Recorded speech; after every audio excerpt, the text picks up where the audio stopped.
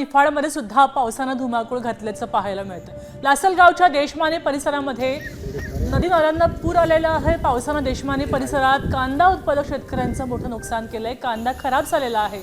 अगदी काढणी करून ठेवलेला कांदा संपूर्णपणे भिजला आणि त्याच्यामुळे शेतकऱ्यांचं लाखोंचं नुकसान झालेलं आहे। सगळाच कांदा आता वाया गेल्याचं पाहायला मिळतंय। शेतामध्येच ज्या शेतामध्ये हा कांदा पिकला त्या शेतामध्येच या कांद्याला शेवटचे दिवसही पाहावे लागतायत।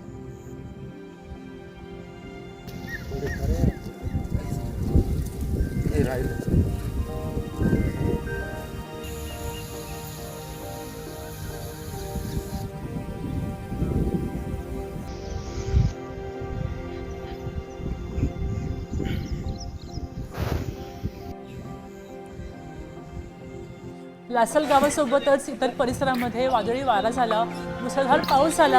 या वाऱ्यामुळे कांद्याचं शेड कोसळून शेकडो क्विंटल कांदा भिजलाय। यामुळे लाखो रुपयांचं नुकसान झाल्याचं पाहायला मिळतंय। मुख्य बाजारपेठेत दुकानामध्ये पाणी शिरलंय।